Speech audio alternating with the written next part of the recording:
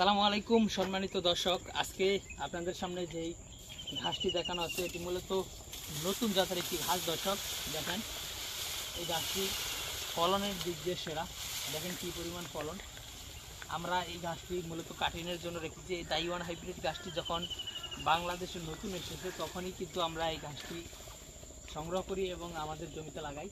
তারপরে আমরা আর এই ঘাসগুলো কাটিনি, এই প্রথম আমরা কাটিংয়ের জন্য রেডি করেছি।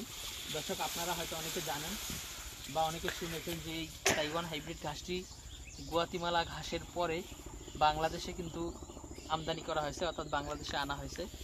তো দর্শক, সেক্ষেত্রে এই ঘাসটি কী পরিমাণ ফলন হয় সেটা আপনারা নিজ চোখে দেখতে পাচ্ছেন।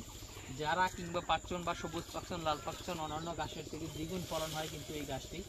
দর্শক, শুধু এখানে নয়, আমি নিজে দেখাই আপনাদেরকে। দেখান এখানে কী পরিমাণ ফলন হবে, একটি জারে কী পরিমাণ ঘাস হবে। প্রায় 20 থেকে 30 কেজি ঘাস কিন্তু অনায়াসে হবে। দর্শক, লম্বা তো আপনারা দেখতেই পাচ্ছেন, প্রায় 18 থেকে 20 ফিটের মতো লম্বা হবে। আমি যদি ওইদিকে আপনাদেরকে দেখাই, দর্শক দেখেন, দেখেন এখানে কী পরিমাণ ঘাস হবে। দর্শক শ্রোতা, এই তাইওয়ান গাছটি প্রচুর ফলন হয়। এই গাছটি যেমন প্রোটিন বেশি তেমন ফলন, এবং সবচেয়ে কম সময়ে কিন্তু এই ঘাসটি কাটানো।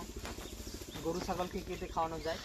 বিশেষ করে ছাগলকে তো আমরা বলে থাকি যে কোনো ঘাসই 1 মাসে খাওয়ানোর জন্য। তবে গরুকে, মহিষকে খাওয়াতে অন্যান্য ঘাস 45 থেকে 60 দিন সময় লাগে।